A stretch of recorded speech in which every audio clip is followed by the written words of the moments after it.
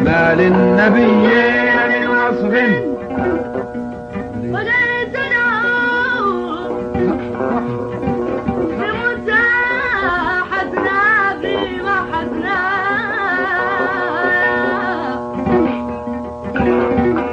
انت الذي ما له بالكون شبه الآيات أين ترى من رجاء الله إلا فضل القلوب فضل سواك ولا سامب فخارك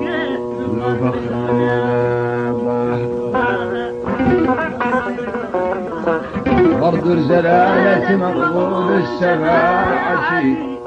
في يوم القيامة أعلى الأنبياء